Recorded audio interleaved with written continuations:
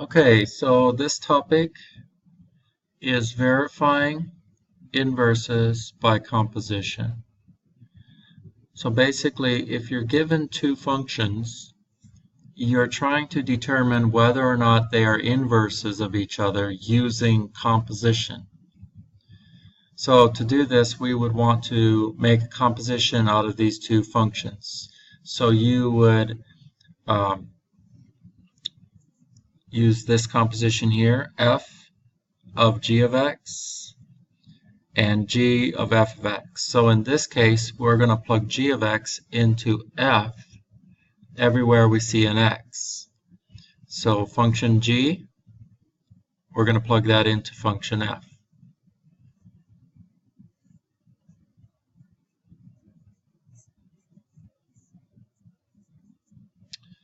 Okay, and so the next thing we want to do is simplify. So to simplify this, I see right here I can cancel my 7's out, cancel my 4's out, and I'm left with an x. So if you are left with an x, this means that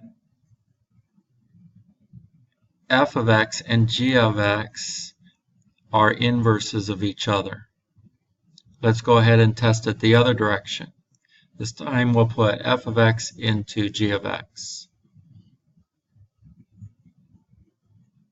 So I'm plugging 7x minus 4 in for x. And then we're going to go ahead and simplify this. Negative 4 plus 4 cancel, leaving us with 7x over 7. 7's cancel, leaving us with x. And that's the key. If the result is x, then we have proven that these two functions are inverses of each other. Okay, example 2. We have function p and we have function v.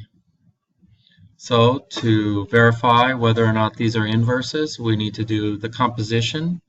Let's go ahead and start by plugging in v of x into p. So we're going to plug this function in here.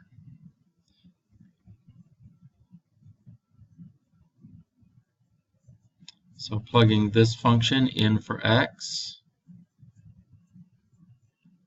And then we were going to go ahead and simplify. So a square cancels out a square root. And 4 minus 4 is 0. Leaving us with x. Testing it the other way, plugging in p of x, plugging that into function v. So plugging this quantity into x.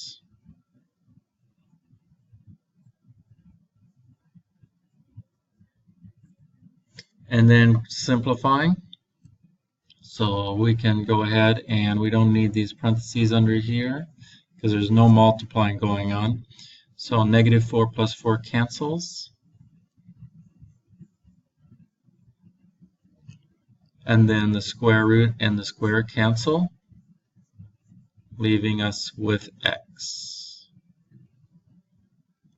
Okay, let's take a look at one that's a little bit more complicated. Now, this one, this function was taken from your exploration that you worked on Thursday and Friday, and this was the inverse that we came up with. So if we wanted to be sure that we got the correct inverse, we can use a composition. So let's go ahead and plug function t into function m.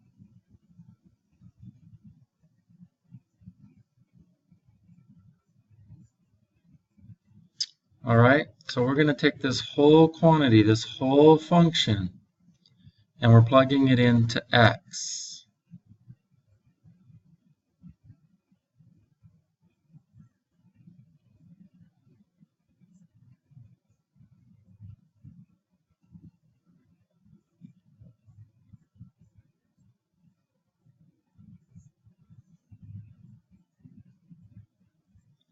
So now make sure that you can see this, that you're seeing this whole function here, function t, getting plugged in for x. So right here represents the x.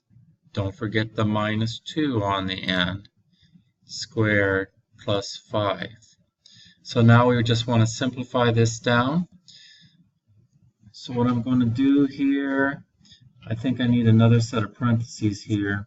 That's a big one for this one right here. This one is this one, and then we have this to represent this function right here.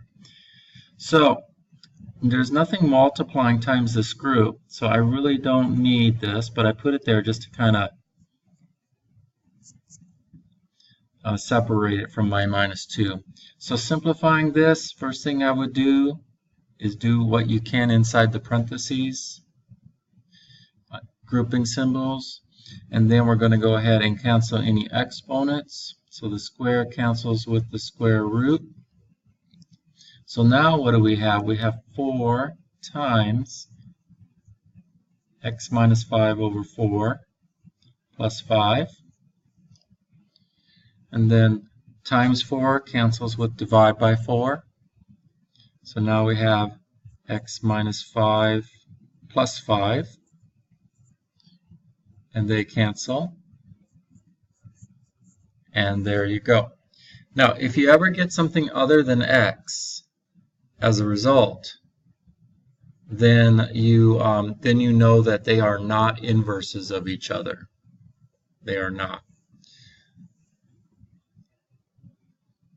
So this is the key. When you do a composition and you simplify that composition, it needs to come out to be an x when it's simplified in order for them to be inverses of each other. Otherwise, they're not. I hope you're having a good weekend. See you on Monday.